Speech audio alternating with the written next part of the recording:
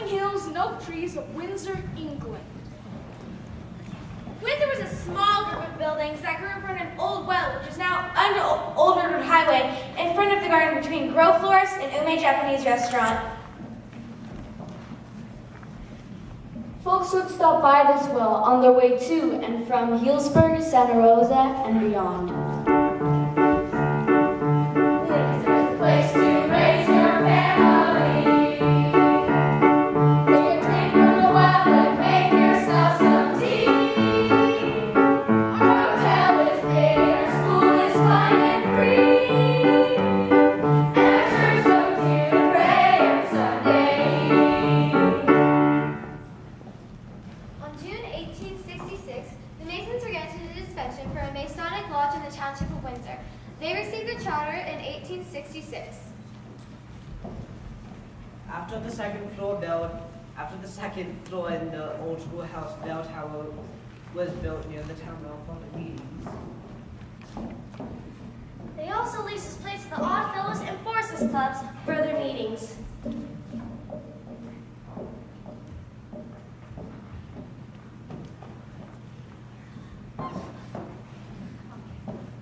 the 1870s, the railroads came through the town and changed everything. In the 1890s, the old church was dismantled but moved near the station.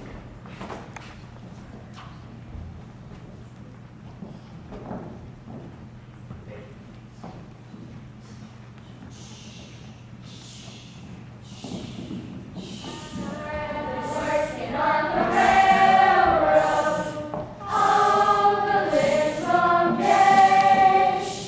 I've been working on the railroad just to pass the time away.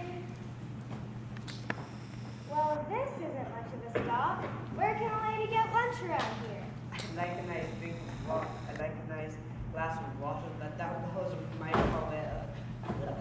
might fall walk away.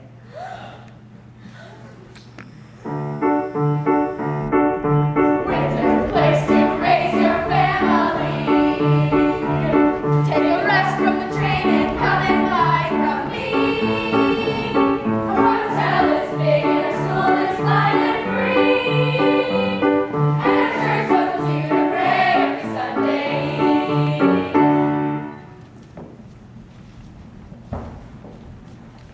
In 1911, Fred Wiseman and John Peters built the first airplane in California on the Lawland Ranch just south of Shiloh Road exit. Off we go into the wild blue yonder, flying high into the sky. Fred flew the world's first airmail from Petaluma to Santa Rosa. That plane is now on display at the Smithsonian.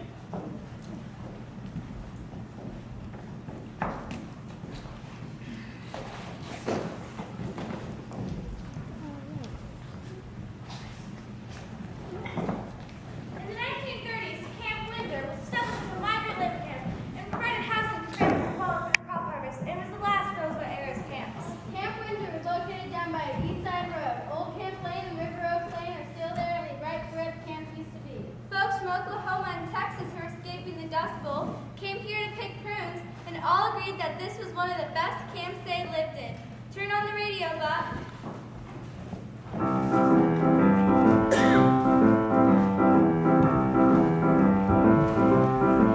He was a famous trumpet man from out Chicago way.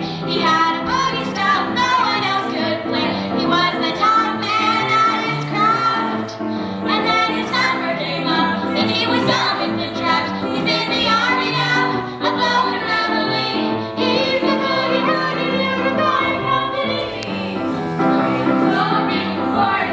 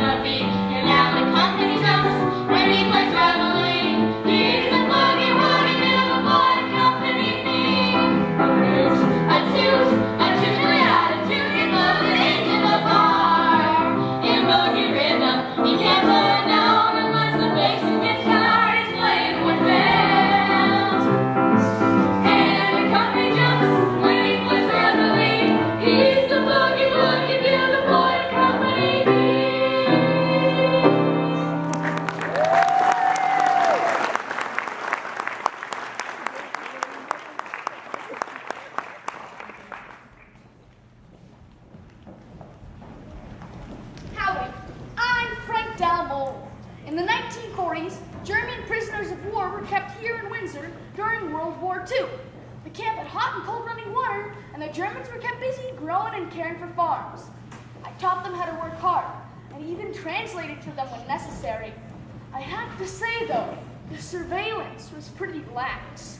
I'll say the surveillance was lax. One day, a squad of us prisoners were out working on a local farm and tended by a single American guard. After hours of standing around with little fear from his normally docile charges, the guard decided to take a stroll to see his gal in Windsor town. He leaned his rifle against the tree and dropped his ammo belt, too.